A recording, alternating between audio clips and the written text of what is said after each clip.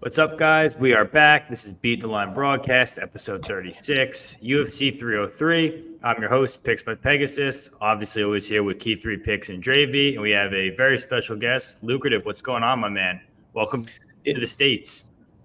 Yeah, man, I'm enjoying it. So I've been here 2 days, man. I was saying to you off camera, like, you Americans are crazy, bro. In the best way, you know. Everyone's got a personality. Everyone's talking. I like it, bro. I'm enjoying it. I'm out in Vegas for the fight, so hopefully my trip can be funded by some bets, and I've got about 6 locked in, man. So looking forward to speaking about it, boys. Thanks for having me on, everyone. And yeah, let's get into it. Of course, yeah, it's going to be an interesting card. I think there's going to be a lot of good dogs in this card, to be honest. Let's talk about our first fight here. First fight of the night that we're starting off with: Ricky Simón versus Vinicius Oliveira. Ricky Simón is 31.56 with a 70-inch reach. Vinicius Oliveira is 28.59 with a 70.5-inch reach. So, Lucrative, we'll start you off first since you are a guest. Is Ricky Simón going to put on a takedown and wrestling clinic here for 15 minutes, or do we think Vinicius is going to find that KO shot? Yeah, so if you guys tweeted this out, let me know because I'll retweet it. I'm just looking for it now. Yeah, I'm about to do it right now. Okay, sweet. I'll retweet that. Yeah, so I've taped this fight yesterday. It's a banger of a fight. I think it's going to be fun. I think it's going to be a high-paced war. I'm excited for the fight since I've taped it. I usually get more excited after I do the research. I ultimately came out thinking that Ricky Simón has too much of a grappling upside to say that he should be the favorite here. So I do think he should be favored. How much? It's kind of hard for me to say, man. Do I think he should be minus 250? Probably not. Probably around minus 200, I would line it. So I would say there's some value on Vinicius. Is it enough for me to play him? Probably not. Vinicius is a good fighter. He's very volatile. Most of his fights end inside the distance. Even the last one, that was not going to end inside the distance, and somehow it still managed to not go to the scorecards, right? Almost every fight that I watched of this guy, it ends inside the distance. He's very vulnerable on the feet as well himself. He gets cracked and hurt quite a lot. So I wouldn't be surprised to see Simón put him down on the feet, which probably most people aren't expecting that to happen, right? But I do think that we may see a sneaky overhand or something creep by. Most people are going to think, wrestler Simón, striker Vinicius, but I could see Simón landing some shots. Simón has always had a bit of a dodgy chin for me. It's weird because I bet on Uriah Faber way back in the day at plus 350, right? And after the fight, I was like, yeah, look at me, man, plus 350, great overhand right. And then as the years went on, I'm like, you probably made a shit bet and just got lucky with the overhand because obviously Uriah Faber was done at that point and Simón's gone on to do good things. But I do still think that he's vulnerable to being hurt on the feet. Obviously, Jourdain knocked him out, but he could have knocked him out in almost any round. I just feel like Ricky was fighting very scared in that fight, so he managed to last to round 5. He's been wobbled a couple times, but he's also 8 big shots, so it's hard for me to gauge his chin, but I do think it is vulnerable. If he gets cracked on the chin, I think he'd get knocked out. So I'm looking to an under 2.5, and I really want to know you guys' thoughts on the under specifically because I am teeing it up as a potential play. The only thing that's keeping me off at the moment is that I kind of feel like Ricky should be favored. The grappling upside is too high. And so if he is favored, and if I'm thinking he's going to win the fight, then he might just eat the clock, and it might go to a decision and he's just like got top time. So yeah, that's my thoughts on the fight. I think there's probably a bit of value on Oliviera, not enough for me to play it, but I'm looking for the under 2.5. I don't know if I'll play it yet. I'm still deciding. Jav, what do you think of the under 2.5? Yeah, I'm on this bet, so I agree with you there, James. I think it's a solid bet. And I also agree with you. I think Simon can get a knockout here for sure. Oliveira, he's fun to watch, but he's kind of kill or be kill. He has been KO 3 times in his career. One of them was a doctor stoppage, if I'm not mistaken, but he got brutally KO in the fight against Ali Taleb. That was a banger. If you guys didn't watch that one, that was a fucking scrap, man. But yeah, I mean, the guy is kill or be kill. He has massive power. He's an athletic freak, and he's gonna go for the kill. But he's also very open to get cracked himself. And maybe he's gonna be worried a little bit about the takedowns. And if that's the case, Simon has power himself. He did crack Jack Short before subbing him. And also, if he gets on top, he doesn't have the best top control. So I'm not sure. Like, I think the wrestling upside might be big here, but I don't really rate Ricky top control, So Oliveira might be able to get back up. And then if they bang, I think someone's going to get knocked out personally. But also, if Simon gets on top, I think an arm triangle is on the table. I can see a submission for him. So I see a lot of finishing upside on both sides here, and the under 2.5 is only at a pick 'em. So I really like that. I don't think we're going to see that often with Oliveira. Under 2.5 at -110. It's kind of crazy, with the guy's style. The guy has 16 knockout, 2 submission, and he has been KO 3 times. So I really like the under 2.5, and I kind of agree with you, bro. I was looking into Simon KO. It was, I think, plus 600 when it opened, but yeah, a lot of money came in on that. I think it's around plus 400 now. I don't like it as much. So I just went with the under 2.5 -110 personally. I think someone's going to get knocked out. Yeah, I think it'll probably be look a lot like that Sopaj fight where early on Sopaj was able to get his wrestling going. I think Ricky is probably a better grappler than Sopaj is, and Sopaj was able to get Vinicius down and honestly get him flat against the mat. So I think probably -200 is about right. I think he's going to win. I don't know if it goes over or under, though, because I could also see him grinding it out for 15 minutes. I'm not too sure on that under. Key, what do you think? Yeah, I think I think that y'all broke it down well. I think that Ricky's grappling upside is massive here. Like y'all mentioned before, I think that that's sort of the only thing that's like scaring me away from the under 2.5. But I think that I wouldn't be surprised if a straight shot puts down Look Dog, throws those big wide meat hooks.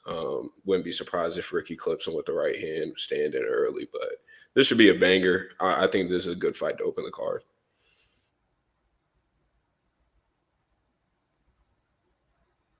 Yeah, you're muted, bro.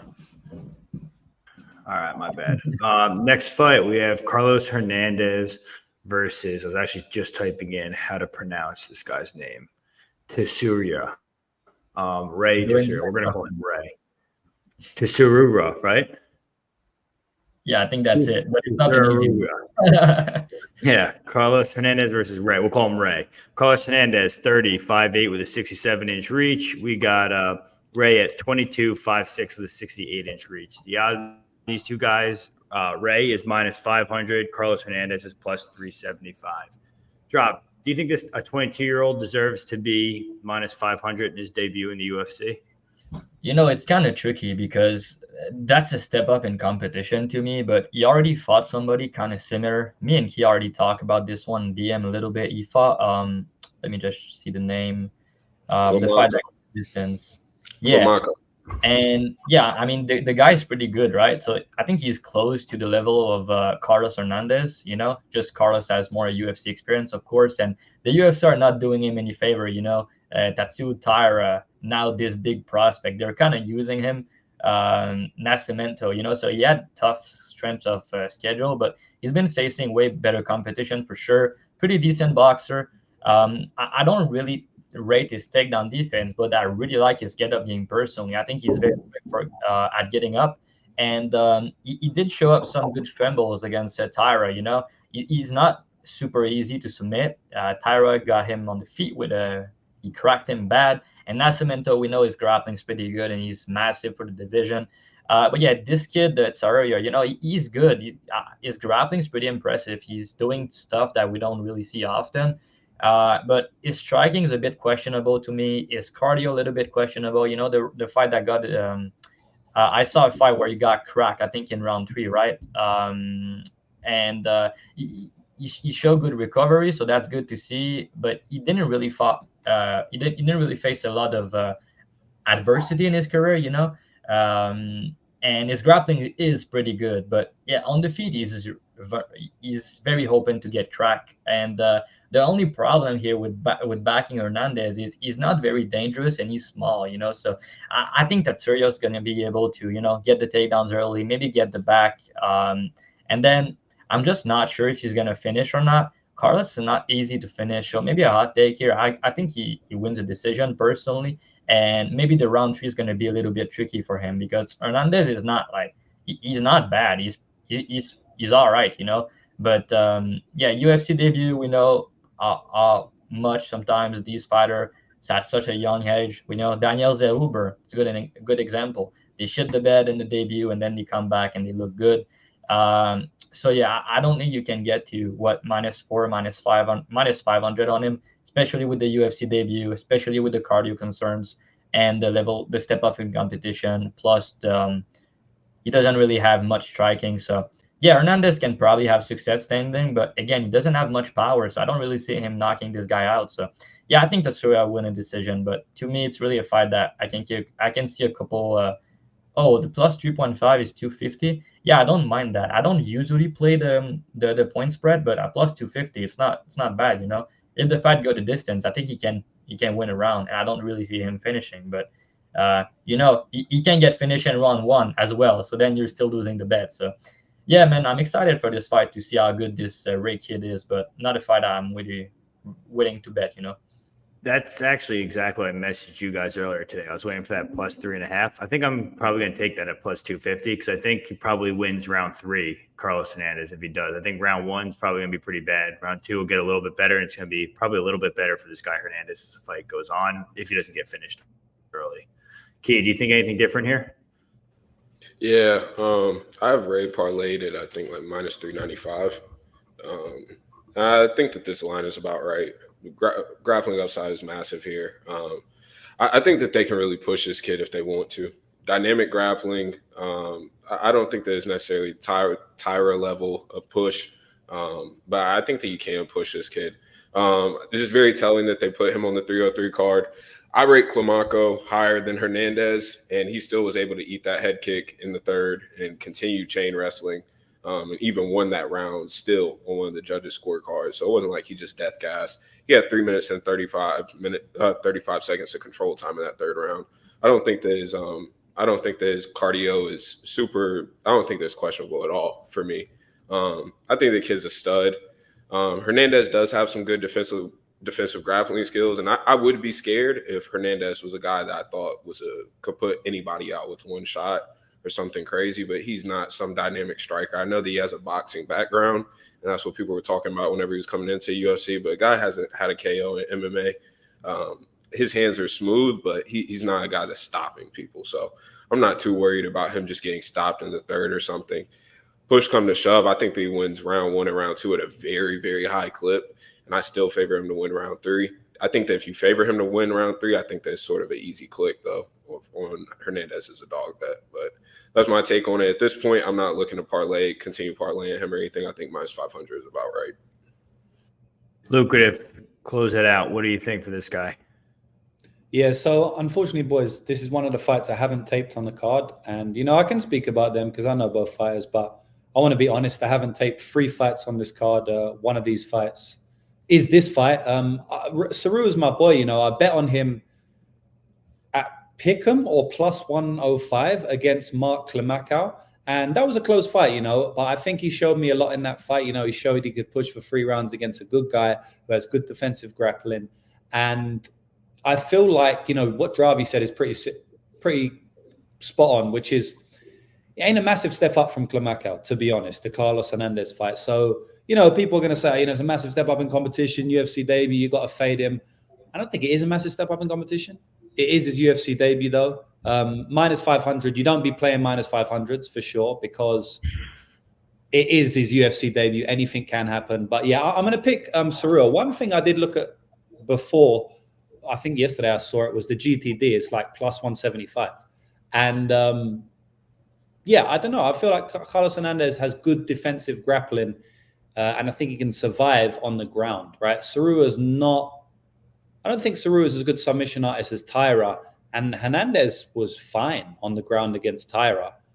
He got knocked out on the feet, which again was pretty random there, right? I don't think Tsuruya is going to knock him out on the feet, and if Tyra didn't sub him, you know, I don't really think Tsuruya will.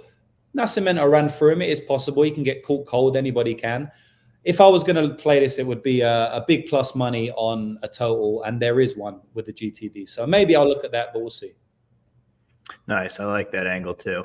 Next fight, André Arlovski versus Martin Buday.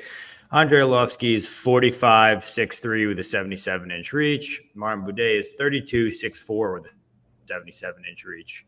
Odds on these two gentlemen, Arlovski's anywhere from plus 210 to plus 220. You got Buday anywhere from minus 250 to minus 260. Key, heavyweight bout. Could get it a little sloppy here. We're watching an old man versus, you know, I guess a quote-unquote younger heavyweight. What do we think here? Buday, pretty easy. Yeah, I think that I'd like to take this time out to victory lap. Gottlieb at plus 155. I think I got versus Buday. Hey, yo. That was we all did. one of my favorite sloppy heavyweight bets I've made in a while. But yeah, this is a slot fest. I'm surprised Arlovski. I guess it makes sense to give him one last go on the pay-per-view on his way out. But yeah, like he just said, this is a pass for me. I know that some guys have a sneaky play for this fight, so I'll pass this a drop. Yeah, I think an interesting angle, and we kind of talk about it a little bit today together about the sub prop for Buday. I think it's kind of a sneaky look because, Arlovski is 45, right? We know his chin's suspect exactly at this point, which is normal. He's getting cracked. He's getting cracked more often these days. But I've realized that when he gets put down or when he gets hurt, he's kind of willing to give up the sub. He doesn't really care about defending the choke against Aspinall and Lima. He kind of gave up the sub. So in this spot, Buday, if you look on Instagram, he's now training with Tom Aspinall, which is good. He's also a BJJ black belt. He just got his black belt a couple months ago, if I'm not tripping. I think it's 2-3 months ago. And yeah, the fact that he switched camp and went training with Aspinall and Mick Parkin, Mick Parkin's a decent heavyweight to train with, but Tom Aspinall, he's a very good grappler. We don't really show it.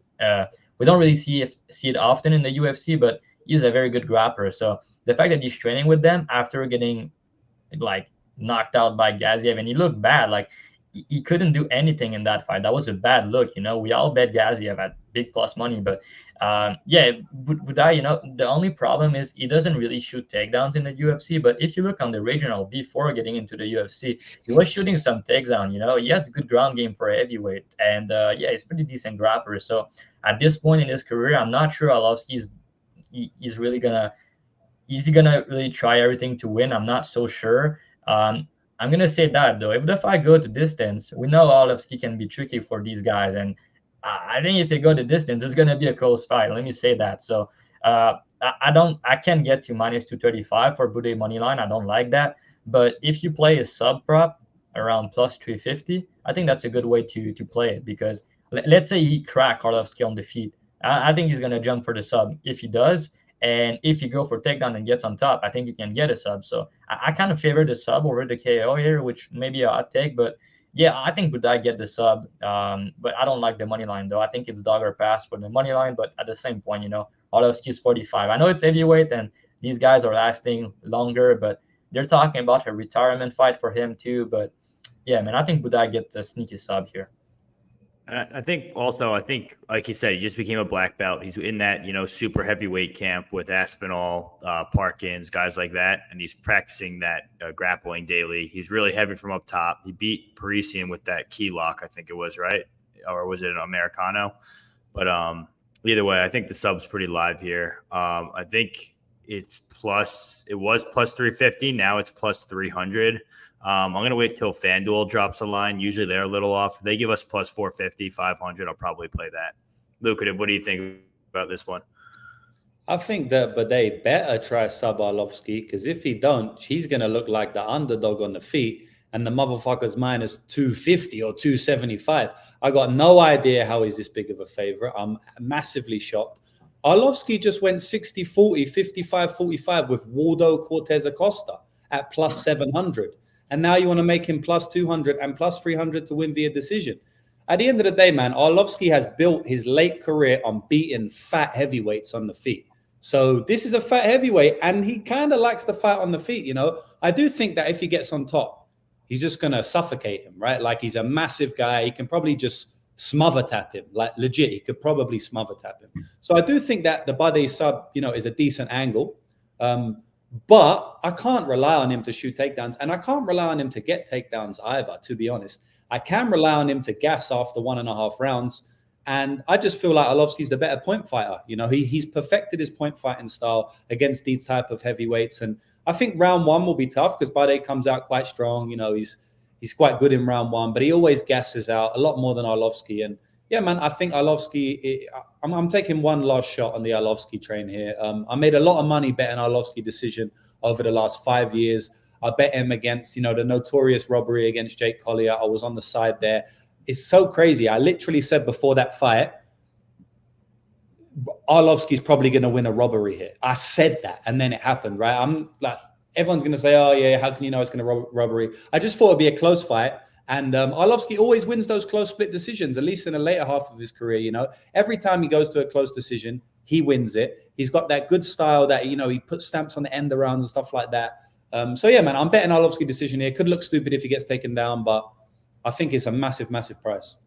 Yeah, I don't hate that angle either. I think that sub, it's called Mother's Milk, is the one you're talking about, where they just smother you. Has there ever been a finish like that in the UFC? I don't think there is, right? I think back in the day, bro, like UFC 2, UFC 3, I'm sure there was a couple smother taps, but smother tap is a legit thing. I went to ADCC to watch my friends compete earlier this year in Thailand, and there was a bunch of smother taps at the ADCC level. So it's a legit technique, and I feel like it could happen again.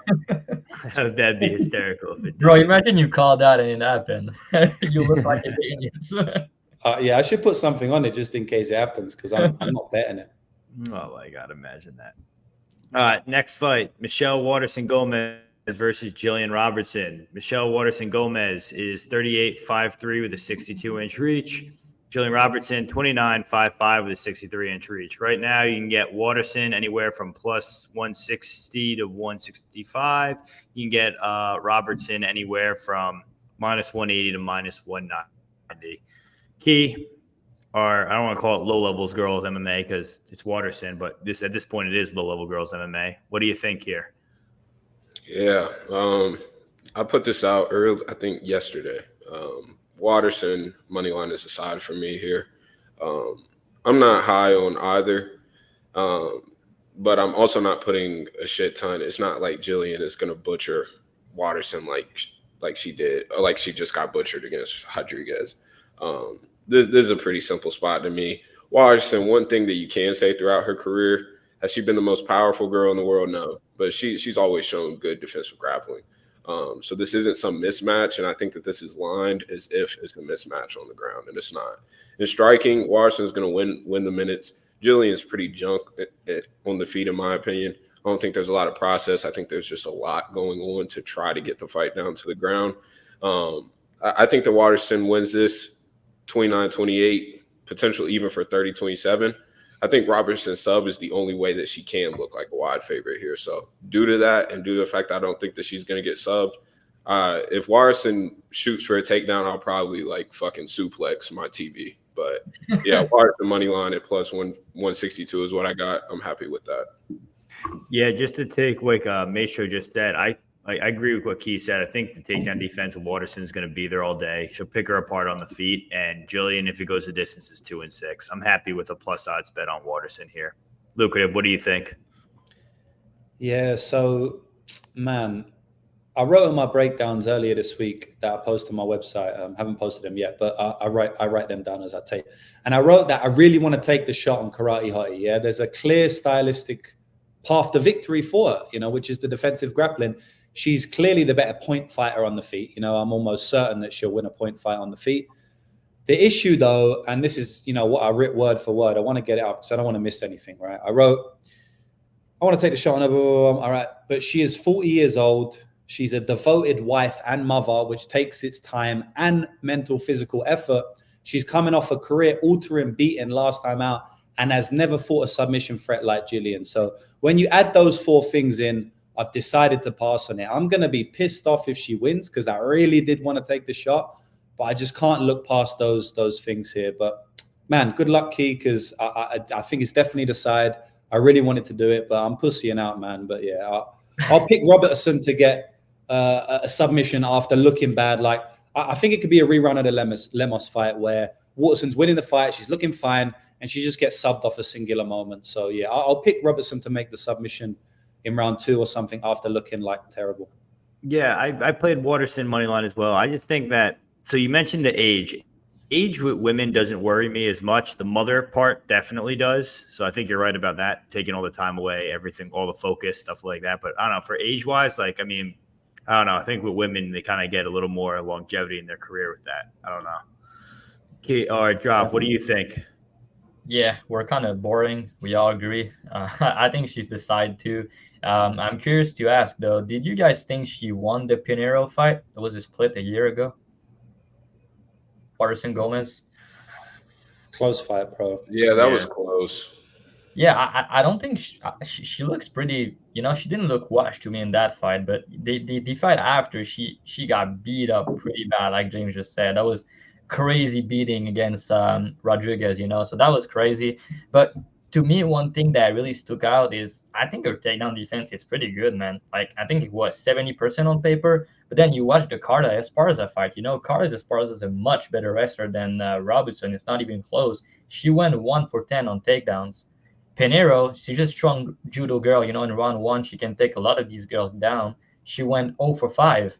So now it's like we know Robertson is a very good grappler and she's very good at finishing fights, but we know her wrestling is not good, right? So it's like if this girl can take her down and she doesn't have the striking to mix up the takedowns, I don't know, man. I think Waterson's going to outpoint her on the feet. That's also in the big cage, which is going to be maybe harder for Robertson to get the takedowns. And on the feet, to me, it's Waterson's the favorite for sure.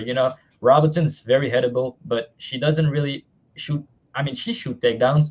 She's now in the right weight class. She was a little bit undersized before, but yeah, I just don't really see her getting takedowns. Maybe she get one takedown, gets on top, and that's the fight. Or Waterson, because Waterson could get takedowns if she wants, but I don't want her to shoot takedowns here. I think the game plan should be pretty simple here, and she should be able to win a decision. And you can get like what, plus 160, plus 165. So yeah, man, I'm willing to find out. That's a woman fight. Robertson's very good at finishing, but yeah, I think Waterson's Gomez decide here. I like her a good bit. Like I said, I rate her takedown defense, and Robertson could, I guess, jump on her back or some shit. But how many percentage can I put into that? And maybe she gets a takedown or two, but I'm not even sure one takedown is the fight or the round. So yeah, I like Waterson here at the price.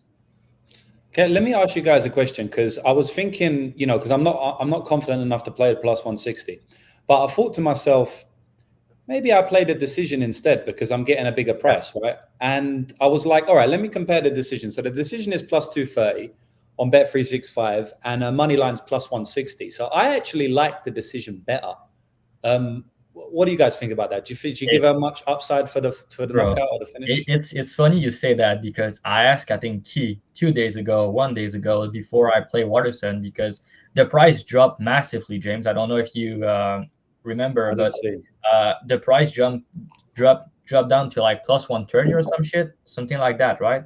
Key, let me know. I think it was plus 130. I saw the line starting to drop, and I'm like, if I'm waiting for the props to open and she's plus 125, plus 130, the decision prop is going to be like the same price as the money line, So there was still some plus 150, plus 160 on the market at some books. So I was able to play that before the lines dropped everywhere. That's where I decided to up on it. But I had in my notes to play the decision prop because I don't really see her finishing, like you said, and I think that's a good look. Now the difference between plus 230 and plus 160, I also like that better personally. Yeah, okay. Yeah, I don't see a finish coming from the Waterson side at all, to be honest. I think it's definitely a decision for her. I think it's a pretty clear way to go. He's speaking your language, Drop. I don't know what that means. Ouais, je suis québécois, Jacob. Ils savent pas ce que je dis, mais ouais, I speak French, I'm trying my best, but I'm a Quebec guy. That's what he was asking. He was asking if you're a Quebec guy. This guy wants someone to ask if I was sub this weekend. The answer is no, I wasn't. Next fight we got is Peyton Talbott versus Giannis Ghemmouri. Peyton Talbott, 25, 5'10" with a 70-inch reach. We got Giannis Ghemmouri is 29, 5'9" with a 69.5-inch reach. Talbott, Bo Nickel type odds, minus 1,800 to minus 2,200. Giannis Ghemmouri anywhere from plus 950 to plus 800. Talbott's your boy, Lucrative. What do you think? Do you think he covers his price tag? Should be minus 5,000, bro. Like, nah. I'm only joking. I did a tweet earlier the week, and I said, and it's funny. Anytime I do a tweet about Talbot, that shit goes viral, boys. Like, I did a tweet about him, and I just said, you know, it was better a couple of fights ago when everyone was calling him gay and homosexual, because then we got -110 against Cameron Simon, right? And it got like 55,000 views and shit. It was only like a little joke tweet. So Peyton Talbot's one of those guys that, you know, people either love him or hate him. Obviously, I love him. I think he's an elite striker. I've bet on him in every single fight so far, even his Contender Series fight. Obviously, we know I had a max bet on him last time out, 10-unit bet, -110 against Simon. But the market is just overhyped him. And, you know, the fans in general just massively overhyped him now. I mean, he's looked at as the next superstar, and the cat's out of the bag with Talbot now. You know, he's going to be juiced up until he loses or until he almost loses. And I think he's going to win the fight. I don't think he should be -2,000. I mean, I don't know what I would line him, but it wouldn't be -2,000. You know, I very rarely go above -900, even in Bellator squash matches. So if I'm not lining them -900s, I ain't lining Talbot -900. Ghemmouri's all right fighter. He's a striker. What can I say about this fight? I think that, you know, it's funny because most of the people I see commenting like on Talbot posting that, they're saying that, oh yeah, Ghemmouri's dead inside one round. But Talbot's never got a one-round finish his entire career. And he's had about 14 fights if you include his amateur fights, right? So 13, 14. So it's just weird how as soon as a hype goes on one fight, it just goes way over the top. The guy's never got a first-round finish, and everyone thinks he's going to get a round 1 knockout. I think it's probably going to come in round 2 or round 3. Ghemmouri, I don't like Ghemmouri when he gets hurt. You know, he's kind of tough, but I've seen him rocked on the regional scene a couple of times. And what he does when he gets rocked usually is he shoots and he wrestles. So I can most certainly see Talbot catching him in boxing range, because he doesn't do well in boxing range. He likes to jump on the outside, throw his calf kicks, and just stay out of the range of punches, right? He leans back a lot. I think Talbot's going to catch him in boxing range because Talbot lives there. And I think he's going to wobble him. But I do believe that he's going to be able to stall time if he's hurt, right? I think he's going to pull guard. I think he's going to grapple, clinch, try and take Peyton down. And, you know, Peyton isn't elite at defending grappling just yet. You know, it can take him some time. He can be wrapped up a little bit. He can be pressed against the cage a little bit. And Ghemmouri's coming down from featherweight. He's fought at bantamweight before, but he is a big guy. So I wouldn't be surprised if he can use some strength to, you know, stay against the cage a couple of times. And the reason I'm saying all this is because I'm building the stylistics out for the fight to go a little bit longer. So I think the over 1.5 ain't the worst look at all time. I smashed the line, so that's gone now on most books, but I did play it personally at -150. It was -130. Someone smashed it. It might have been one of you guys. I was pissed off when I saw that this morning, so I made sure I bet it myself. Now it's like -200. I think he's probably going to get a finish, though. I do think he gets a finish. I think more often than not, it probably comes in like round 3, though. Yeah, but that's my breakdown, man. Obviously, he can knock him out early. I've seen Ghemmouri wobbled in boxing range, and it only takes one punch to change the trajectory of a fight, right? But I think more often than not, it goes into round 2 or round 3 and he gets the finish. Yeah, I parlayed him with Nate Maness from 2 weeks ago. I got him -455 at the time, so I played him a little bit earlier at those odds. I was happy with that. I completely agree with you. I don't think it's going to be a first-round finish at all. That was going to be, if there's a way to play it now, I think the over 1.5 is the way to play it. Even though Minty Betts played it, I still think it's a relatively safe bet. He's Talbot's one of those guys who builds over time. We've seen it in every fight. He honestly, sometimes he looks like he can almost lose round 1. So I kind of like the over as well. Drav, what are you thinking here? Yeah, I mean, nothing really much to add. I think you guys broke it down perfectly. And my breakdown for it is very simple, is system play. You never finish anyone, amateurs or pro, in round 1. And Yanis is not garbage, which is a fact. You might try to wrestle early and stay safe in round 1. Talbot is usually a slow starter. I know it was not really the case last time out, and I don't really see a sub happening. So with that being said, I think the KO 2-3 is kind of a system play with him. Sometimes I rather go around 2-3, because he can get a sub, but it already happened. Sub 3, I think that was against I don't remember the guy named the grappler, right? Nick Aguirre. Yeah, exactly. So I think it's a little bit of a concern here, but yeah, to be honest, I really see him getting a knockout here. Around 2-3. I got good prices. I bet them not a week, but I think yesterday. So yeah, I think it's pretty decent. That's just a system play with him, and I think he's gonna go far in the UFC too.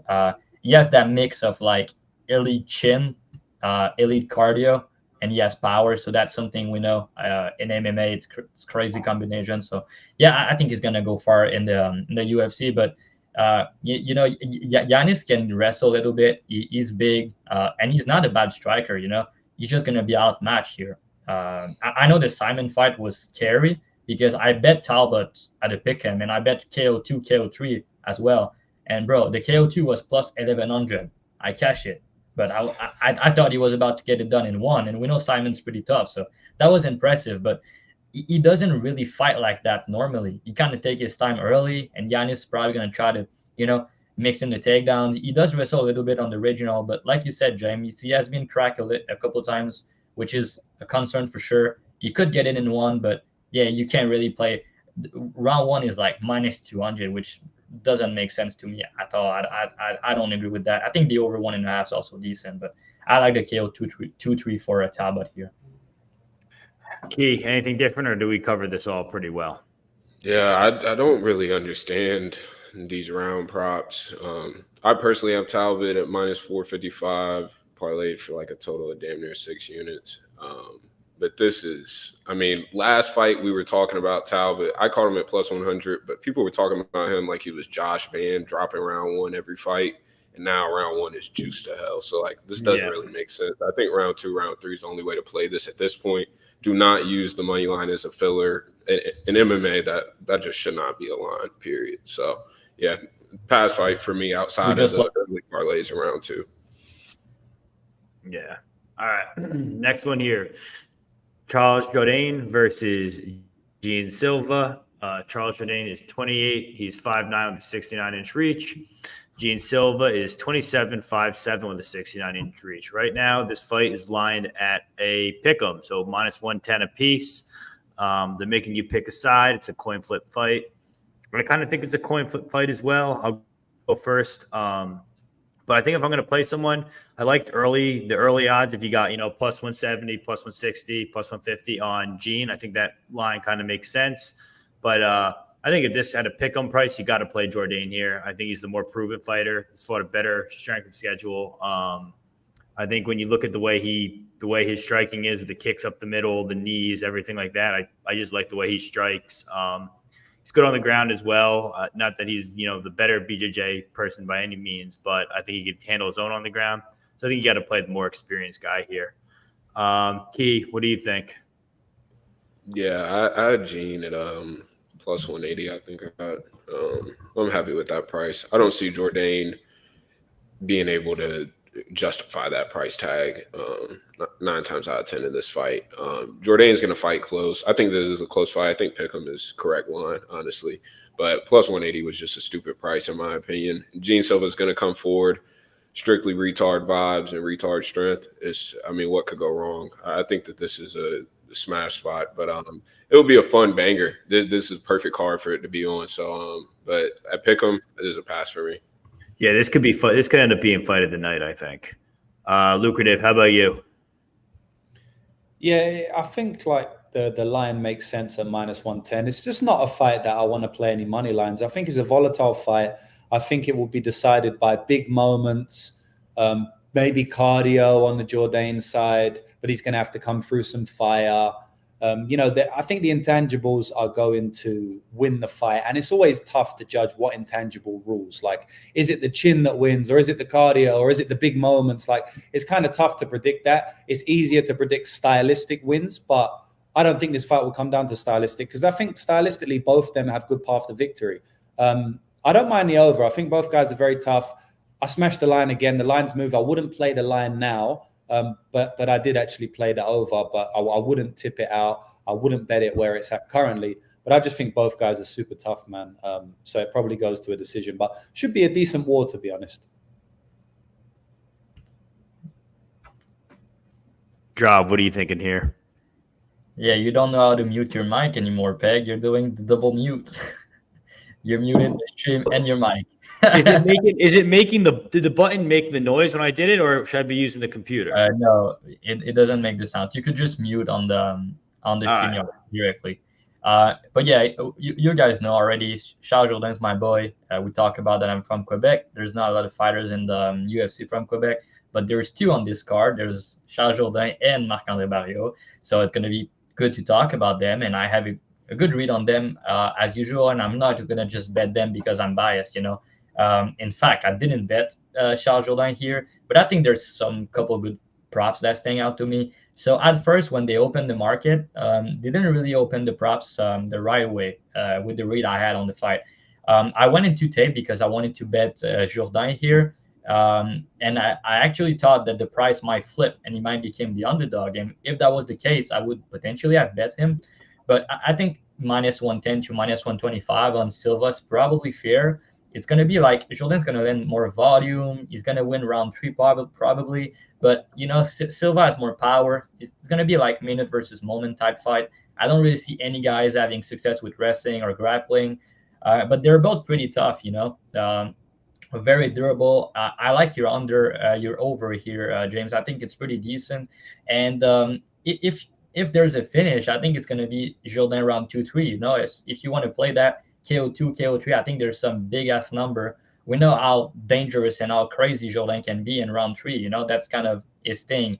I remember I bet him against Shane Burgos, man, and in round 3 he put it on him. So yeah, I really like his cardio. I was about to say, I think it's going to go the distance. I think it's going to be close, and it's very hard to say who's going to win.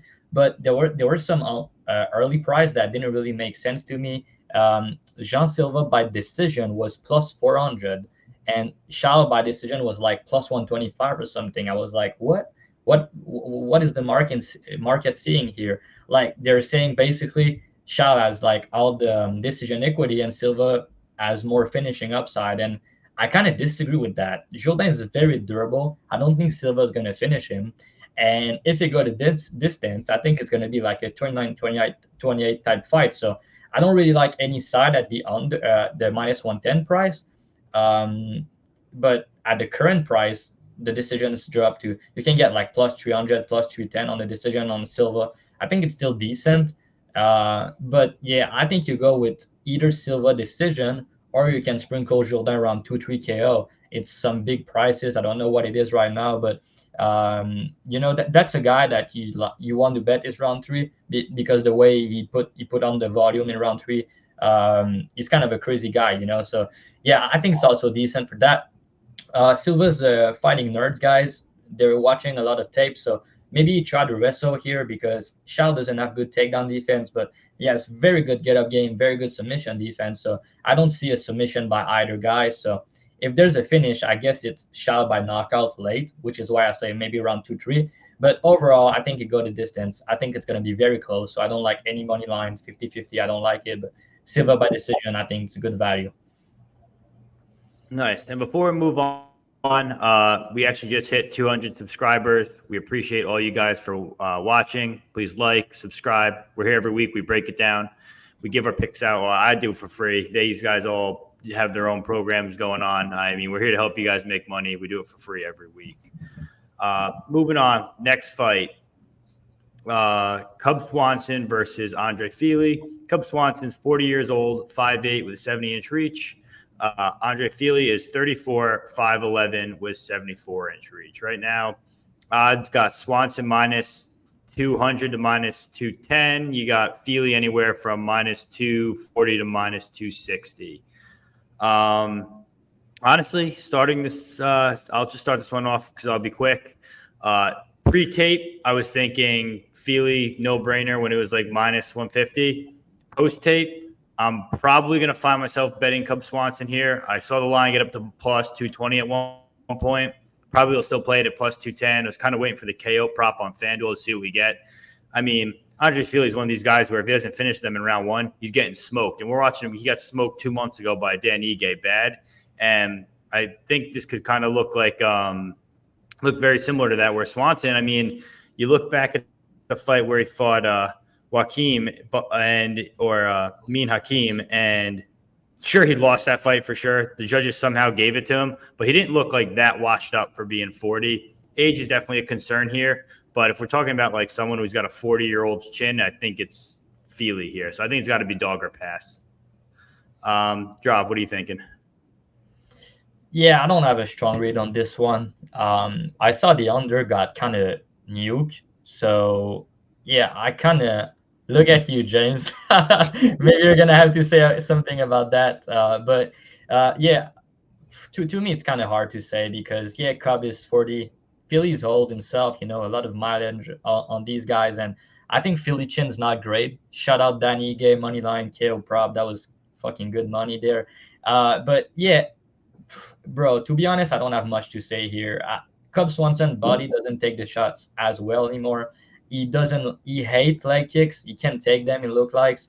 His body doesn't seem to be handling damage the same way that it used to be. It's normal. He's 40 years old. But Fili, on the other hand, he has a very weird chin. He's not a guy you want to pay minus 250 on. I think at this point in his career, he's probably a better fighter, but he's not someone you can trust at this price personally. So I think he win potentially by knockout. But yes, Swanson knockout, to your point, Peg, is around plus 500 to plus 550, which is not bad. But yeah, man, I guess the under if anything, but I don't have a strong read on this one personally. Lucrative, what are you thinking here? What do you got for us? Yeah, I understand the Cub Swanson shots. Yeah, I think a lot of people are going to take shots on him. And I understand why, but, I think he's got a real chance to win the fight via KO or even via decision by knocking Fili down in 1 or 2 rounds. Because the guy swings, from the fences from minute 1 to minute 5.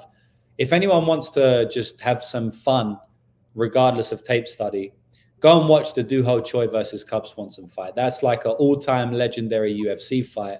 And it just displays what type of fighter Swanson is. The guy's going to throw from the hip from round 1 to round 3. And so that's always going to give him a chance to win, especially against someone like Fili, who, from time to time can be knocked out. But I can't trust Cub Swanson at 40 years old. Fili's the much better striker, much slicker striker, much more technical striker, and a lot faster. And what Fili does well, right, is he attacks the legs and body, very much, right? He hurt Daniel Pineda heavy to the body before he basically finished him. And obviously, that fight ended up being a no contest. I bet the under 2.5 rounds in that fight. It's probably one of the best bets I've ever made. It was plus 110, I think. And yeah, obviously that fight went to no contest, so I didn't win. But if you see that fight, he fucked up Pineda's legs. Pineda fucked up his leg as well. And he also hurt his body a lot of times. And, Fili does that in every fight. He hurts his opponent's legs / body. And Cub is weak to both of those. But he will win the chin durability battle here. It's weird. So, yeah, I think both fighters have finishing upside. We touched on it earlier about the under and stuff. I'm gonna call Fili body shot TKO round 2, probably from a kick or something. The liver kick, the old liver kick. Yeah. Key, what are you thinking?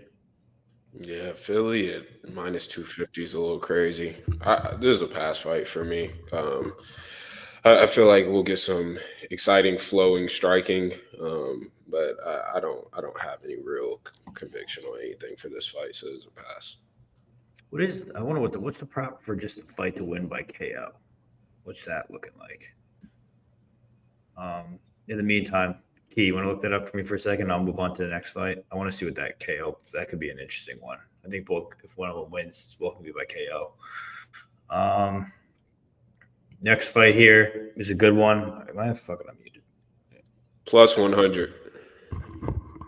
Yeah. Okay. Next fight: Joe Pyfer versus Marc-Andre Barriault. Joe Pyfer is 27, 6'2" with a 75-inch reach. Marc-Andre is 34, 6'1" with a 74-inch reach. Odds right now on these two guys, you got Pyfer from minus 270 to minus 300. You got Marc-Andre Barriault anywhere from plus 230 to plus 250-ish. I'll be quick on mine. I think this is a bounce back spot for Joe Pyfer. I played him minus 240, with what's his name? I parlayed it with him money line with Renat, which I kind of got lucky with that Renat bet. That was way scarier than it has to be. Not happy about that one, but we got it done. I think Joe Pyfer's going to has the physicality advantage, throws the heavier punches, looks good going forward, has the grappling to keep Marc-Andre busy. Volume of Marc-Andre Barriault is definitely concerning. He throws a lot of them. We saw Joe Pyfer's defensive boxing against Hermanson, not great. So that's a little worrisome there, especially if the fight goes on. Luckily enough, I think Pyfer got the worst of it in rounds 4 and 5. So I think 3 kind of favors him here. kind of okay with that. I think Joe Pyfer is definitely the side, but I'm not sure if I'd play him at these high of odds. Round 1 KO plus 325 is kind of interesting. I didn't see that one there, but I haven't really looked in the props for this one yet. Lucrative, what are you thinking here for Pyfer versus Marc-Andre? Yeah, you said you parlayed Renat and Pyfer. You know, I can honestly see this fight kind of playing out like Renat and Dolby, which is the other leg of your parlay. Like more sweat for me. I can see it. I think if Pyfer doesn't knock him out in round 1, which he has a good chance to, because he's very good in round 1. He beat Hernandez in round 1 in the only fight he lost in the UFC. He's got a lot of knockouts in round 1. And, you know, Marc-Andre Barriault will walk onto shots. I know he's known for being durable, but he's been rocked a few times. He's been knocked out in round 1 before. It can happen, right? But if he doesn't get knocked out in round 1, I don't really trust him to do much more than André in round 2 and round 3. I feel like round 2 and round 3 is going to be a close fight. You know, Pyfer could potentially grapple here because we've seen a good few times that Mark has been grappled. You know, he can be taken down. If you've got good top control, you can kind of win minutes on him in that type fight. But, you know, he's got decent takedown defense. He is quite physical. I think if Pyfer grapples, he might gas out a little bit. I think the line's wide, man. I think Marc-Andre Barriault shouldn't be this big of a underdog. I don't see like a massive difference in their game, you know, how they match up. He's got the cardio advantage here. He's going to throw more volume. I think if it gets to round 3, pretty confident MAB wins round 3. I really am, man. Like, for me, this fight kind of comes down to round 2 because I think Pyfer's going to win round 1. But I think MAB is going to win round 3, man. So if I'm thinking the fight comes down to one singular round, then I can never call a fight at minus 300. So yeah, I think the line's a little bit wide. I think MAB has a chance of winning this fight. I think it's going to be a great fight. I think it's going to be a fun fight. But I think it's going to be a close fight. Rob, anything different here from you? Yeah, you're kind of making me want to bet my boy Barriault here, James.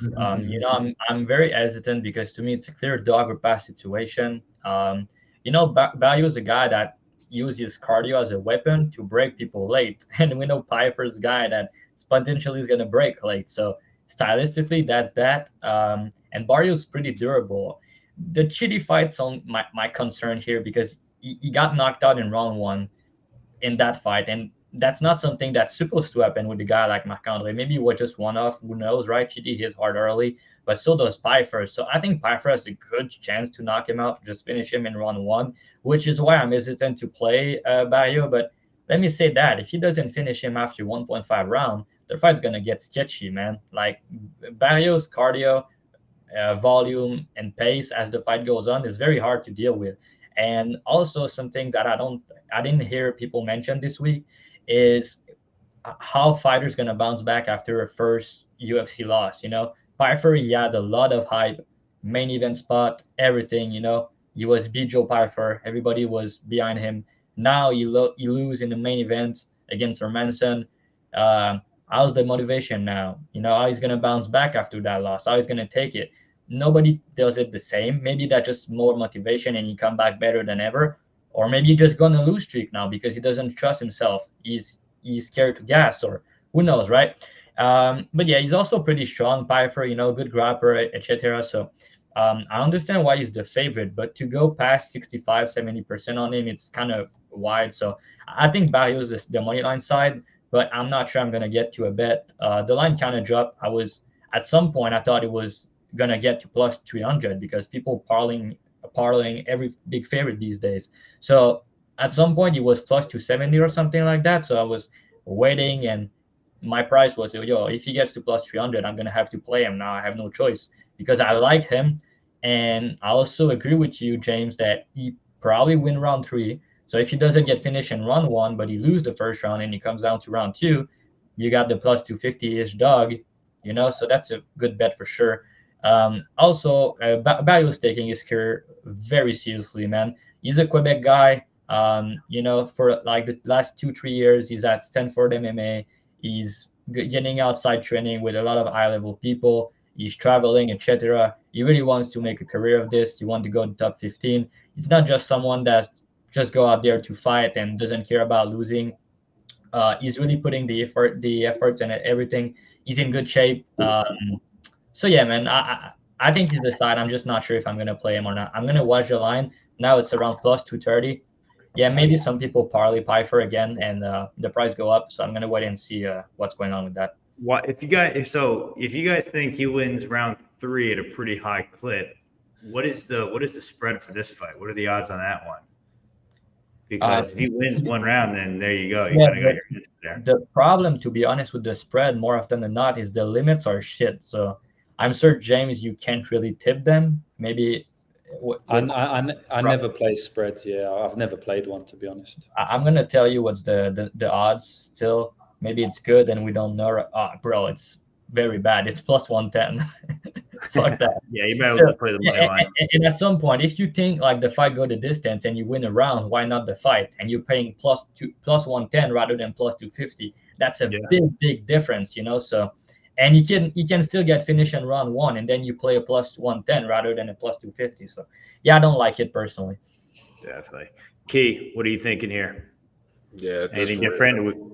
It's a pass for me at these odds. I think anywhere like minus 225 and in is decent on Pyfer, but outside of that, you kind of have to side with. It may be if you're gun to your head for a money line spot. So there's a pass for me though. Gotcha. All right, let's go to the first fight of our main event. It's Ian Garry versus Michael Venom Page. Ian Garry, 26, 6'3" with a 74-inch reach.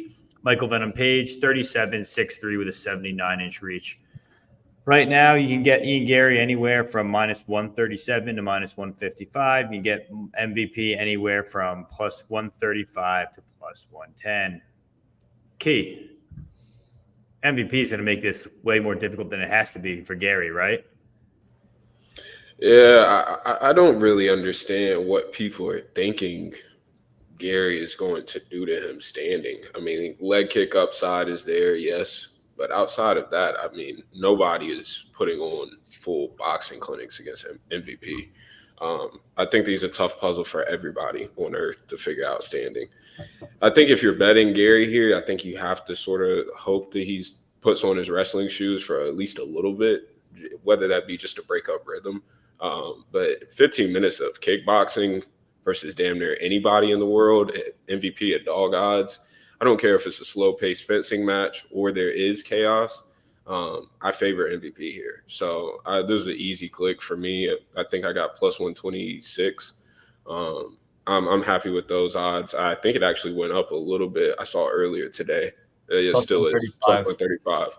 So, yeah, I mean, those are great prices. I don't see any way that Garry looks like a wide favorite here outside of MVP randomly just getting bonked like he did against Lima. But outside of that, MVP is going to justify this price tag, in my opinion.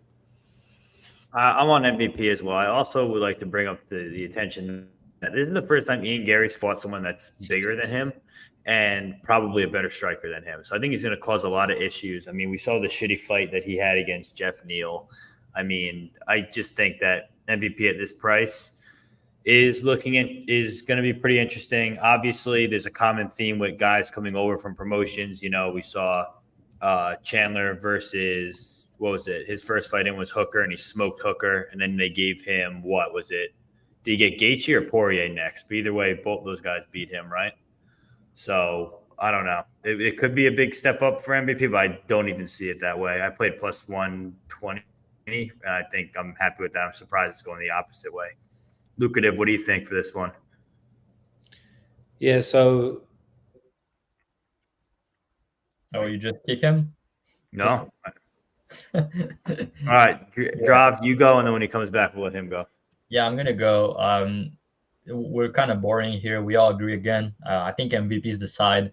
To me, for everybody that fight him, he's very hard to find, and that's something that you're not gonna see often with these fighters. You know, someone that is hard to find like that. He's very hard to find. And bro, he had some spinning shit against Allen that would knock out a lot of guys. Allen just have a brick head. You know, the shot that he hit Holland with there, I think there was like 2-3 moments in that fight, some highlight KO reel, you know. Allen just have a brick head.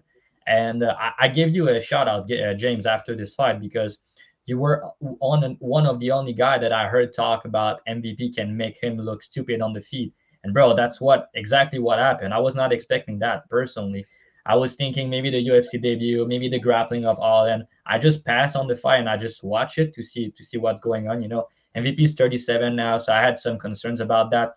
But bro, that was a striking masterclass to me, man. He made Allen look dumb on the feet, bro. We're not seeing that ever with Kevin Allen, So that was very impressive to me. And again, the shot that he hit him with, crazy, man. And Garry, it's not like he's invincible, bro. He's very good. I don't fade him often, but he almost died against Son Kenan, bro. He got dropped badly. We know that can happen, right? I think Garry grappling's pretty underrated, but he doesn't really use it, Even against Neil Magny, he only tried to grapple in round 3 at the end, and that was easy, but he didn't really go for it. So I don't see why he would go for it now. I also have a feeling that he want to prove that he's the better striker, which is a very good striker, Ian Garry. I'm not saying he's not. I think his leg kicks might be a good weapon here, but overall, he's just someone that I think he's gonna fight. He's gonna try to fight MVP fight, and that's very hard to do. I think MVP has a more KO upside. I think he can crack Garry. I also think if they go to decision, it's gonna be a close fight. Maybe even a boring fight if they go to distance, which maybe I'll take, but maybe they just stand at each other. But Garry is going to try to push the pace on him, and if he does, he's going to put himself in trouble, in danger. And I think MVP's alive to crack and knock him out, bro. And I think the scenes will be amazing. If you knock him out cold, imagine the drama, the everything in the pay-per-view. So everybody hate Garry, so it will be a big hype after that. But yeah, overall, I think MVP is decided here. You can get it around plus 135. I slightly lean MVP. I think it should be around minus 125, around 55%. So yeah, I'm willing to go with him here. Masterclass performance in the striking against Allen. He had some sketchy moment in the grappling, but again, I don't see Garry using the grappling here personally. So yeah, and I mean the UFC is big on MVP too. Coming in, I was there in Miami when they did the whole walkout and everything with the theatrics and stuff. They're definitely trying to push him if they can, just as much as they're trying to push Ian Garry. So I'm not sure how much of that will come into it, which the company wants to win. I think it's a win-win for the UFC, but I think MVP gets it done. Lucrative, you got cut out before you went down. Yeah, so I'm happy to see MVP in the UFC. I've been wanting to see him in the UFC for a long, long time. He's from London, where I'm from, so I'm a big fan of him. I've known about him from way back when, trains at London Shoot Fighters. I've always been a big fan of him, and so when he was coming to the UFC, everyone used to call him a bum, right? But this guy was known to be a bum. He only fought cans. Everyone hated him. I didn't know why, I always thought he was a good fighter. And that's why I thought he could dominate Kevin Holland like he did. I played him by decision there. And the reason I did that is because Kevin just got some insane durability, And even I was a little bit worried, like, Jesus Christ, he's even landing shots I thought he might not even land, some knockout blows. So I do think he can knock out Ian Garry. We've seen Garry hurt a couple of times. We've seen Garry wobbled. Even the Jordan Williams fight, he was bust open. He didn't look too clever on the feet. The issue is, and this is what it comes down to for me, Michael Venom Page is 37 years of age. I think that, his performance against Kevin Holland, his walkout, his showmanship, a lot of people are high on him. Rightly so. He's a good fighter, but this is an 11-year age difference. And we know what happens when the age is 10 years or above, right? It's massively, massively in the favor of the younger fighter. It's like 80% or some craziness like that, right?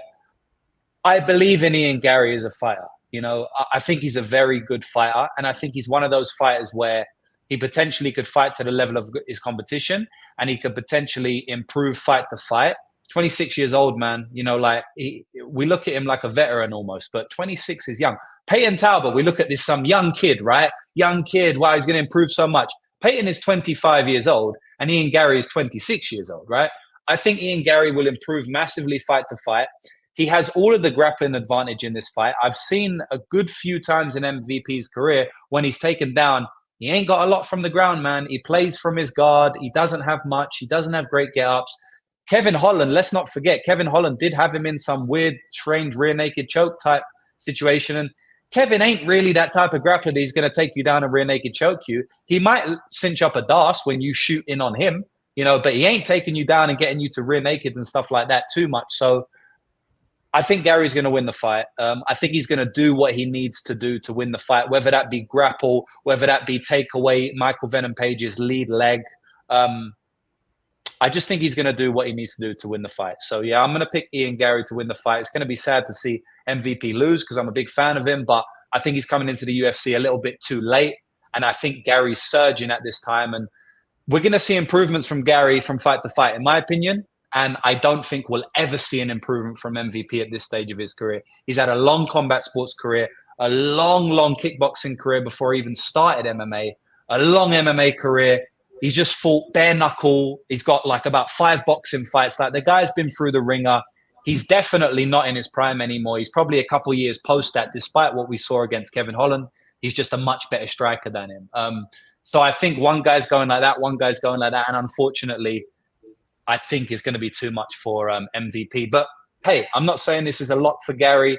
My opinion is that he's going to win the fight because I think he's going to do enough. But MVP still has outs to win the fight. Of course, against any man on the planet, he can knock them out or do heavy damage. So it's going to be a good fight. It could be a boring one, like you said. It might not be a good fight because they're very smart strikers. And oftentimes, you know, they might just stare at each other in the staring contest. But yeah, I'm going to pick Garry anyway. Nice. All right, so at least we got one person to disagree with us for this one. Let's go to our next fight. We got Mayra Bueno-Silva versus Macy Chiasson. Mayra Bueno-Silva, she's 32, 5'6", with a 66.5-inch reach. Macy Chiasson is 32, 5'11", with a 72-inch reach.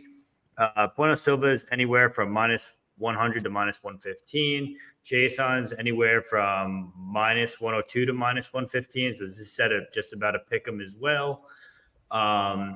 Key, girls fight, break it down for us. What are you thinking here? Yeah, surprisingly, I don't have too strong of an opinion on this one.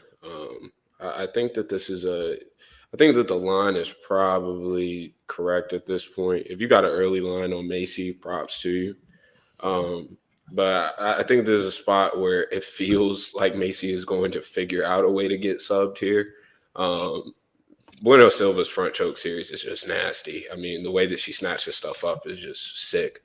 So I have to think that Bueno-Silva is going to get the sub. I saw Propaholic, shout out to him. He got like plus 400 on Bet Rivers. That's a crazy ass price. But yeah, I think that Bueno-Silva I think that she gets the sub. That's probably what I'm going to be on. But from a money line perspective, I don't want to touch either. Macy probably wins minutes standing, but people forget that Bueno-Silva hits like a truck. So there's a fight that could be moments versus minutes. So for that reason, I'm going to have to pass. Okay, Drav, what are you thinking here? What did you see on tape? Then I'll do what I thought. There's a couple of things. I mean, first of all, I'm going to talk about the bet that I have and the current line, because there's two. We know we're betting numbers at the end of the day, and I did bet Macy Chiasson, but 4 days ago, plus 160. You know, that's a massive difference. Now it's a pick 'em. So good move in my favor for that. We don't beat the line that much, that often, but when it happened, you know, I did my job for that. But yeah, man, to me I had two options. I either go with Chiasson money line at plus 160 because I didn't think Bruno Silva should be minus 200, or I wait for the props and then I bet MBS by sub. That was like my two views of the fight, because I think Chiasson's going to be looking good. I think she's going to win minutes. I think she's going to have the better work in the clinch, and she can land takedowns. I'm not sure I want her to land takedowns, but I think she can win minutes on top. But my problem with that is not sometimes, a lot of times she put herself in trouble in armbar transition that she shouldn't. Aldana fight, she kind of tapped, in round one. So yeah, and she got meme up kick. I think she's live to win until she get finished in that fight.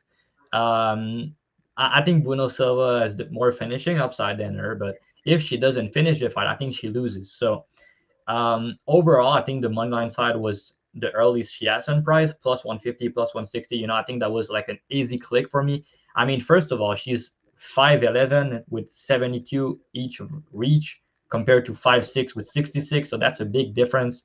And yeah, man, also, fighter coming back after a title fight lost at chalk doesn't seem like a good strategy. So that was another part of my process. So yeah, man, but overall, I can really see Bruno Silva getting like a front choke, a arm bar. I think it's very on the table. So at the current price, I don't think you should be betting any side. I think the price is probably accurate now. But with the props, you can get Bueno-Silva sub at like plus 300, plus 250 on some books. So yeah, man, I think that's the way to go here. You go with MBS by sub.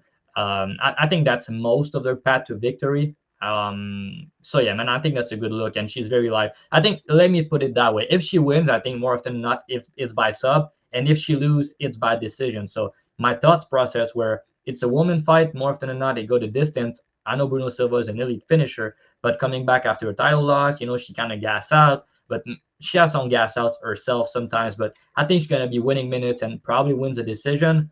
But again, current price, different story. I think Bueno-Silva by sub is a good look as well. Yeah, I agree. I played Macy plus 135. I think at those odds, if she was still good, I think at the odds right now, you got to clearly either stay off or probably play MBS by sub. Pretty much exactly what you said. Macy's going to look good on the feet. Macy in Mayra Bueno-Silva's guard is going to look horrible. She ends up in someone's guard somehow every time, whether it be the arm bar from Aldana, Chiason's guard. It was a little tricky too. And if she's in that same spot in MBS's guard, fight's probably over. But we see that this is the first girl that's actually going to be physically bigger than MBS as well. And we know MBS as a nail is horrible, but as a hammer, she looks great. So I think Macy kind of has what it takes. If this fight goes a distance, she'll probably win at a high clip. If there's a finish, I want to say it'll probably be MBS by sub, and that's how I'd probably play it. Lucrative, how do you feel that this one goes? I'd probably make MBS a slight favorite. I think plus 160s and stuff was pretty good on Macy. But I would make MBS a slight favorite just because, obviously, of a finishing upside and also a big moment upside. Even if she doesn't finish, she may still win from having a rear naked choke that doesn't finish, right? I think that she could definitely win the decision based on tight submissions and just top grappling. We saw in the Pennington fight, there was a good few times there where, she had her back, she had a rear naked choke, didn't really lock it in, but she still maintained back control and won the round based on that. So I do think that's a possibility here. And, when I think about this fight, who's more likely to fuck it up? It's Macy Chiasson, right? Like, she's more likely to make a stupid decision. She's more likely to get her neck snatched. She's more likely to do some stupid shit. Like, I could see her 1-1 going into round 3. She's on top for 3 minutes, randomly gets her back taken, and she loses the fight or something. So, kind of like what Key said, she's going to find the way to get subbed. So I do think that she's going to get subbed here. Front choke, rear naked choke, I think is very possible as well. I mean, MBS had Pennington in rear naked choke. It seemed like almost every round, even when she was fully gassed out in round 4, she had a rear naked choke locked hard at one point, obviously Pennington's a really tough girl. Pennington also subbed Macy. That was another weird submission. It looked like it wasn't even locked in, and then she just ends up tapping. So, yeah, I think MBS is going to sub her, but I wouldn't be surprised if Macy wins the decision. It's going to be a good fight. I'm actually very excited for this women's fight. I think it's going to be a bit of a banger. Yeah. And I also think Chiasson over time has improved, like her grappling, her wrestling, her jiu-jitsu. Like, she's getting better over time at least, but we'll have to see here. There's going to be a pretty big difference. I think she's a brown belt, but MBS submission finishing upside in the women's MMAs. We don't see that often, one mistake and it can be the fight. So yeah, man, I understand both sides here. Yeah. All right, next fight we got. This one was a total mess how this one got thrown together. We have Anthony Smith versus Roman Dolidze. Anthony Smith, 35'6'4" with a 76-inch reach. Roman Dolidze, 35'6'2" with a 76-inch reach. Right now, two gentlemen, Anthony Smith anywhere from plus 122 to plus 110. You can get Dolidze anywhere from minus 130 to minus 150. Lucrative, we'll have you start us off with this one. Who do you think wins this? Anthony Smith, he's still got one more win in him, or do you think Roman runs him over? Bro, honestly, this is the last fight that I haven't taped, and I might not even tape this fight, boys. I didn't tape it either. I'm not looking at it. I might pass, and I never do that, but I might pass because I got PFL to tape. I don't give a shit about it. I'm not motivated to tape it. I don't know, boys. This is a fight. It's super short notice, massively volatile if these motherfuckers had like 12-week camps. They've got like 2-week camps. It's even more volatile, right? It's a weird-ass fight. I don't have any opinion on it. I haven't taped it. And like I said, I might not even end up taping it. So sorry to the viewers, but hopefully someone else has got a better opinion than me. No, I kind of agree with you completely. It's the only fight on the card that I haven't taped, and I don't really plan on doing it. I don't know what's going to happen, so I'm just going to keep my money away from it. Key, what are you thinking here? Yeah, I mean, I spend a lot of time watching Eastern European soccer moms fight, and I'd rather watch that than Dolidze film. So this is an easy pass fight for me. Smith getting that guillotine was hilarious. But yeah, this is a pass fight. Smith has a better jab, better process standing, but durability is a huge question at this age. And after brutal knockouts that he's had and brutal fights, even that Walker fight was absolute ass whooping. Yeah, he didn't get finished, but that was absolute ass kicking. Dolidze, it will be interesting to see the grappling exchanges if there are any. But this is the ultimate pass fight for me. Yeah, Drav. Anything different here? I wish I could say I have a strong read on it and I have a bet or some things, but yeah, if there's one thing that I'm not going to do is I'm not going to just invent a breakdown for the people. Or, some fights you just don't know, man. And it's not like someone's plus 250 and I want to make a case for them. The line is close. I don't know what the fuck's going to happen. I think Smith is on the big decline. He's washed, and I think Dolidze can win the fight just based on I hit too hard and I'm too durable for you at this point. That's all I'm going to say. And potentially then some takedowns. Smith takedown defense is bad. Dolidze is a good grappler and he could win minutes on top. But yeah, man, to me, it's a big pass. And the line is closed, so no need to bet that. There's way better spots on the card. But I think Dolidze win. Yeah. All right.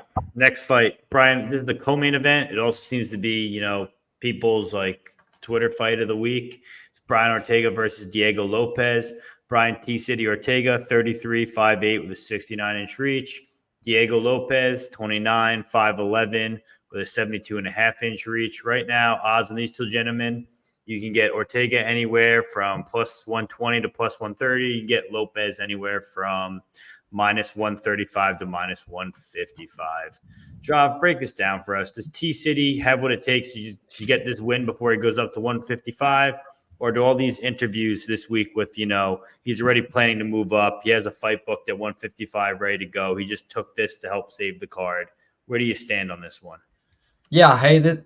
I hate everything that he said in the interview. I don't think it's good here because, Lopes, that's his moment to shine. That's his chance in the big ranking and everything. And Ortega seems a little bit discouraged about the situation because, he's one win away from a title shot, basically, but he's not going to have a fight till at least a year. That's what he was saying. So he seems like he's moving up to 155.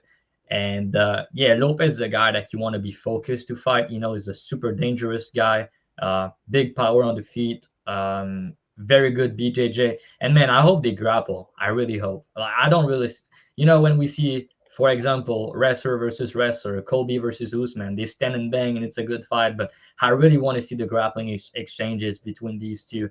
Who do you guys think is the better grappler here? I think it's Ortega personally. But it's very hard to answer, I feel like. I think it's Ortega. ADCC rules, Ortega all the way.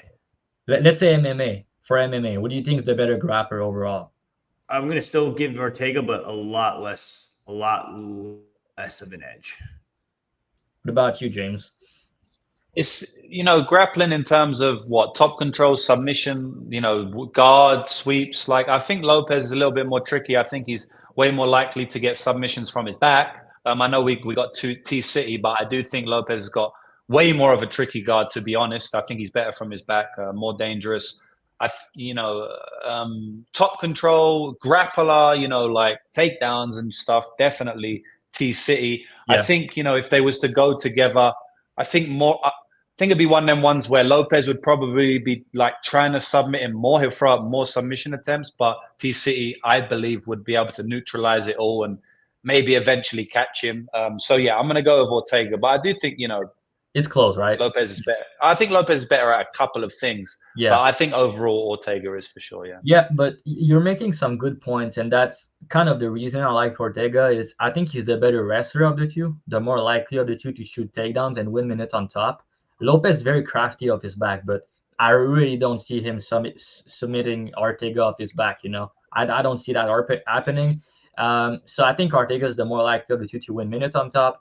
And on the feet, I know Lopes has power and everything, but I did try to fade him with Sadiq pretty big because I think he's gonna get exposed soon. He has like the big hype. Everybody's super high on him, and to be minus 150 in this spot against Ortega, to me that's a prove me spot. You're not minus 150 here. I really don't agree with the line. Maybe I'm dead wrong. Maybe the narrative is just going to be too much and Ortega is not taking it seriously. Who knows, right? But yeah, I think Ortega has the better boxing. I think he can crack as well. Lopes is very hittable. I know Ortega is hittable too, but he made a lot of work on his striking. So yeah, I think Ortega is the more likely to be like winning the third round if the fight goes the distance, because they're both very, very tough.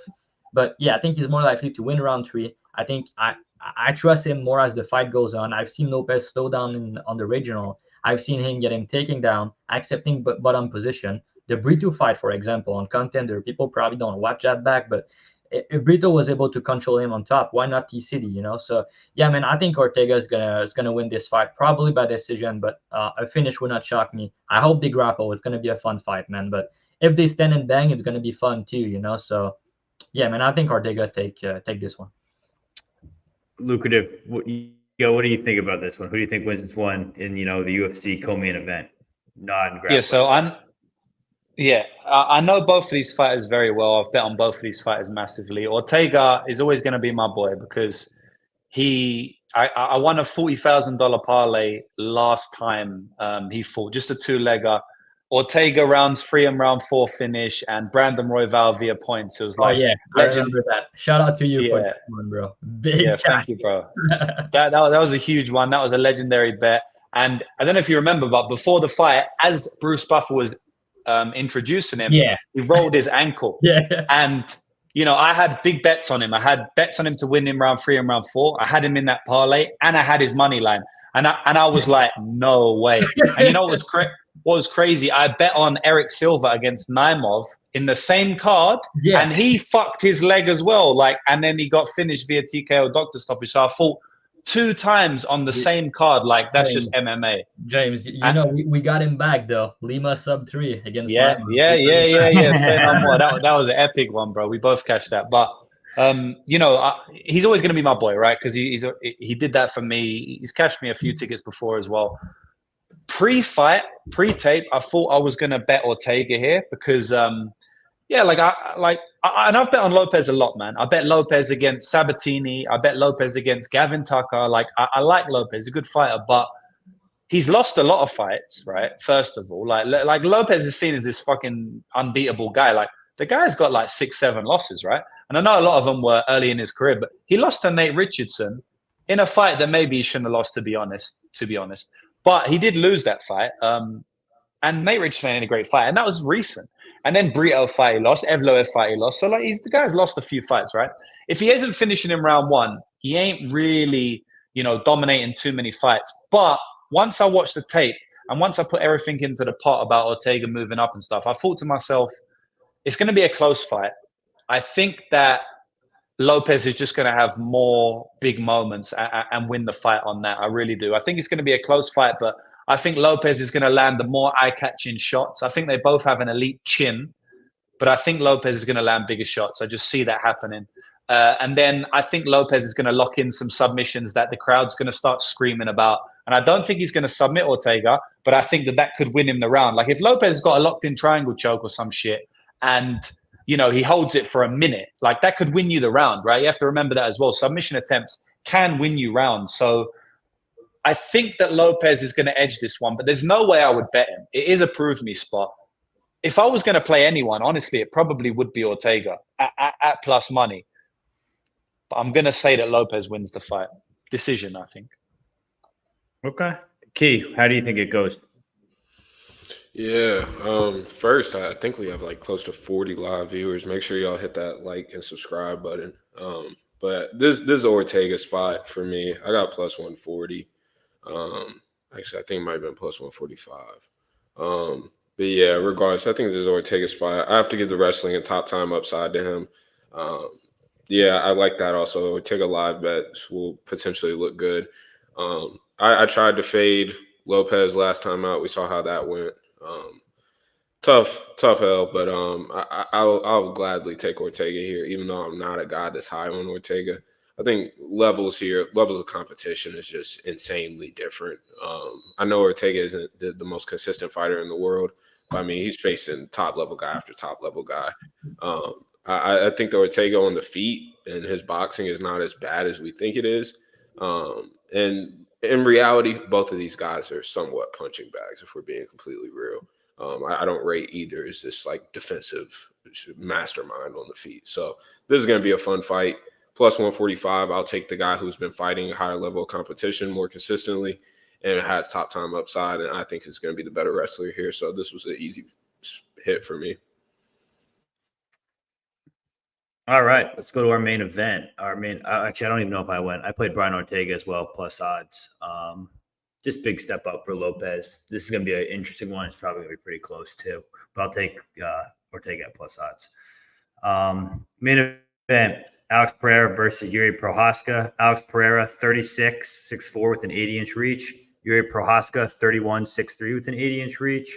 Right now, you get Pereira anywhere from minus 140 to minus 150. You can get Procházka anywhere from plus 110 to plus 120. I don't even remember who went first. We could just go round robin. I played Procházka here. Watching the first fight over again, a lot of people forget that was Procházka coming into a fight after the shoulder surgery, a 1.5 year layoff, when he's one of those guys that fights pretty consistently. So the fact that he fought Ratchicks and went to war and then is stepping into this fight versus Alex, who got a first round KO and walking in this fight and was doing like a world tour before coming in, I think Yuri's going to be taking this more serious. Yuri didn't have his lights shut out when he got knocked out by Pereira. So he's not, I think he's going to recognize Alex's power as everyone does, but I don't think he's going to be afraid of it and he won't be as shell shocked. You watch the first fight over again. If Yuri gets the takedown like he did in round one, looks pretty good on the ground, could smash him on the ground, and just the craziness and how unorthodox Yuri is was kind of giving Alex some trouble in that second round. He was picking him apart, hitting him with weird strikes, and I think if he keeps up with that and doesn't get caught, we would have been looking at a different fight. So I'm thinking Alex. I played Yuri Procházka plus 145. I think that's the side. I don't mind him by KO either.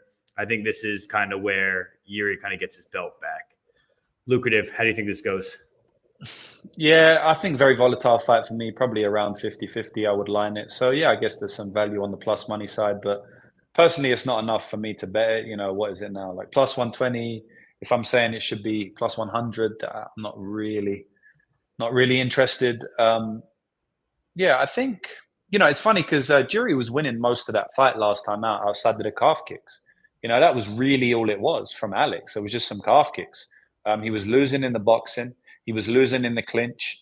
And he was losing in the wrestling, you know. Let's not forget, he got taken down in round one. And he got a little bit smashed on the ground with a couple of elbows and managed to get himself back to his feet. But it's funny because like I feel like Jury could probably come out here, put a wrestling game plan on, just like smash him for 2 rounds and finish him on the ground. Because no one's done it to Pereira yet. And the thing is, Pereira's mainly fought strikers. That's why. Obviously, he's a big guy, very athletic. Yes, good grappling defense. Like he you know, he's got decent takedown defense. But I still think he's shit on the ground. I still think someone could just run through him on the ground and destroy all his aura in one fight. I legit think that could happen. Is Jury the guy to do it? I mean, the guy is a striker really himself, right? He's a madman on the feet. But it's interesting how, you know, he grappled in round one, had good success, and then just never grappled again. But that's because he started having good success on the feet. and rocked and wobbled, not rocked too much, but landed heavy shots on Pereira a couple of times. Pereira has that get out of jail free card. You're just born with it or you're not. Pereira has that left hook. He has that power. Just in all of his strikes, to be honest. But obviously the left hook is the one and the calf kick is the one. So it's hard for me to get behind the Ghemmouri play, even though I think he's got good upside in all realms of the fight. When he runs face first into punches, and Alex is one of the hardest hitters in MMA history. And on top of that, Ghemmouri's leg was done, man. You see he switched stance multiple times. Visually, you could see he was scared of the calf kick. And that could happen again, Alex is one of those fighters where he can literally finish your calf in 3 kicks. And the calf kick is a very, very weird thing. You could take 10 calf kicks and be fine, or you could take 1 calf kick and you're not able to walk. So anytime you got someone as lethal as Alex with that shot, it is another extra added bit of volatility. So I think, what did I pick? I think I ended up picking Ghemmouri, actually. Yeah, I ended up picking Ghemmouri by second round finish. I say that he avenges his loss, but I'm not going to play anything here. I might play some form of under if they give me a good price on the 2.5, because 1.5 is plus money, I believe. So yeah, I might be able to get an alternate total 2.5 at decent money, because I do think it ends under 2.5 rounds again. Yeah, and I'd like to add before Drav goes, I was on Poatan the first fight, and now I'm on Ghemmouri the second fight. Makes sense. Based off of what we saw. Drav, what do you got? Yeah, to your point, Jamie, looked like minus 180 on some books for the under 2.5, but it's only like on Bet Rivers, so it's decent, but they know, Yeah. Yeah. Last fight I also play Pereira. I play him at minus 115. Close fight overall. My mind has not really changed, but one of the reason I backed him last time out was because of the leg kicks and because of how hittable Ghemmouri was, But bro, he showed me in the Rakic fight. I tried to fade him there. He showed me that even with the leg kicks, you can beat the shit out of his leg. He's not gonna stop. He's just a crazy man. Like, he's just someone that's willing to die in the octagon, and we don't see people like that often. When he gets hurt, normally he still find a way to win. He's the only guy I think in the UFC that knocked out Ozdemir. The only guy that knocked out Rakic, I also feel like. So he's someone with massive power. So is Alex Pereira, of course. But yeah, man, sometimes when we made a bet and we look at the bet back, we just had to be honest with ourselves. Was it a good bet, a bad bet? I think the Alex Pereira bet was not bad, in fact, because the legs, like you said, were done. But at the same point, man, like you said, in round 2, he kind of hurt him 2 times. It was looking like he was about to get a knockout, man. And in round 1, it didn't look good. Alex Pereira lost the first round on the 3 judges scorecard in that fight, and he was on his way to getting knocked out in the second round, basically. So just based on that, he got cut. It happens. It's Alex Pereira. He got a nasty left hook. It happens. I think now in the rematch, Procházka is going to be a little bit more careful about the leg kicks. I saw a clip on Twitter that some of his training partners were like imitating Pereira with the leg kicks. They were doing it perfectly. That was crazy. I don't know if you saw the clip that I'm talking about. That was very good. So I think now he knows a little bit what to expect with the leg kicks. And one of my most profitable strategy for the last year or 2 is to go against the first outcome of a rematch. More often than not, the same outcome is not happening. And let's say Pereira doesn't knock him out. Do you think he's minus 175 like he was? I don't think so. I think if it go the distance, it's going to be a war. Anybody can win it. If there's a submission, let's say someone grapple or get a sub, it's going to be Procházka. I think we can all agree on that. He took him down kind of easy in round 1, like you said, again, and he had success with ground and pound. It looked like he was able to get a finish again. He was almost about to get a finish, but he didn't. And then he didn't wrestle again. So in the rematch, maybe he's going to try to wrestle early, try to gas out Pereira a little bit more. Maybe he's just going to pressure him more, but be careful about the leg kicks, because when he was pressuring Alex, he was having a lot of success. He was hurting him. And Alex, 37 now. There's going to be a decline soon. you said a little bit about the same for MVP, bro. Like this guy Pereira has a lot of fucking fights in his career, man. Kickboxing, and he done it all, bro. Like he's UFC Hall of Fame now, you know, double champs, everything. So I feel like Procházka's gonna get the revenge here. Again, that's someone that I play early. I play him last week plus 160. I posted as my free bet on Twitter at plus 140. But yeah, my member got plus 160. I just don't know how you can make plus 150, plus 160 on Procházka here. He was winning the first fight. He has more way to win. He's super dangerous, super volatile. He's someone you want to back at this kind of price. Now at plus 120, it's not as cute, let's say. I think I make him around 55% here. I slightly favor him. So I guess at plus 120, plus 125, you still have a good value to back him. I still like him. And I'm very confident, to be honest. Like, again, go check the stats. But when someone wins a certain way the first fight, the rematch, it doesn't go the same. You talk about PFL a little bit later, too. We have Neiman Gracie that's fighting. He got knocked out the first fight against Yamaguchi, and then the rematch, I tried to bet Gracie there. You know, he still lost, but he lost by decision. He didn't get knocked out again. So, yeah, that's just an example, but I can go on and on because with this strategy. But overall, I think Procházka gets this done. I think he can knock him out. I think he can win by decision. I think he can submit him. So he has multiple paths to victory. He's the underdog, and that's a rematch show. And Pereira also, he broke his toe like a couple weeks ago. We need to remember that. Like he had a broken toe. That's something. And quick turnaround for both guys. And Pereira's 37. Like I said, there's going to be a decline soon. And he's probably going to talk about it. I know Pereira is his guy. But man, Pereira's a little bit on the decline already. I think he already spotted that. I think 6 months ago or so, and we're kind of starting to see it now. A little bit slower. I don't think he has that good of a chin, to be honest. I think Procházka can get hurt a lot, but he has very good recovery, and he's super hard to get out of here. So, yeah, man, I think Procházka's the side here, and it's kind of weird because the fight should be close. It's very volatile, but I'm very confident in my read here. Key, close it out.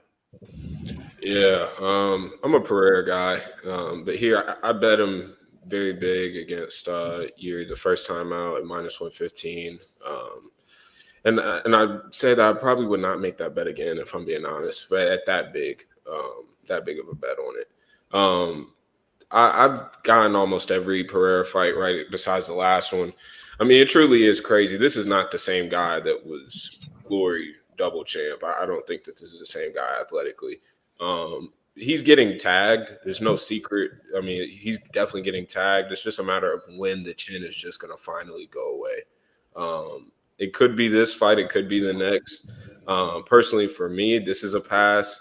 I would have probably backed Yuri upwards of plus 170 range. I would have backed Yuri. But at these odds, I can't get behind either guy. I think that it's sort of thin margins on the Pereira side, and you're sort of just waiting on the bonk to happen. But Yuri is just so hard to finish. And that was a weird stoppage. I do think that it wasn't as bad of a stoppage as everybody made it out to be, but that was a weird stoppage. You have to assume that we know that the ref is definitely going to leave a little bit more leeway given the history. That's the game within the game. So to me, there's a pass fight at these odds, but I can't blame anybody for early Yuri shots. Okay. All right. So that's the show, guys. We're just going to do our BTL parlay, then we'll get out of here. We're just over an hour and a half. Lucrative, if you're not familiar, basically we all pick one leg to a parlay, put it all together. It's the way we just give back to the podcast. We just cashed a plus 767 one last week. So hopefully we'll be able to cash another one here. We'll let you go first. If you have something in mind that you want to use as your leg, you can pick pretty much anything you want. We don't really care about odds. We go off bet online, James. So it can be either money line or a total. So we can parlay it on bet online. All right. We'll go with Jourdain and Silva over 2.5 rounds. It's minus 170. Pretty safe, I think. Okay, and that is minus 170. I'll go last. You guys can go. I have a couple options. Key, what do you got? I got MVP plus 135 for my nuts on the table. Okay. Job, you go, then I'll go last. Okay, so give me the under 2.5 for Simon and Oliviera, minus 125. Simon. Okay. Minus 125. Okay. And then what is that? What are those odds so far? Plus 572. Okay. Peyton Talbott minus 1800, right? Close it out with an anchor. No, I'm kidding. I'm gonna go with what is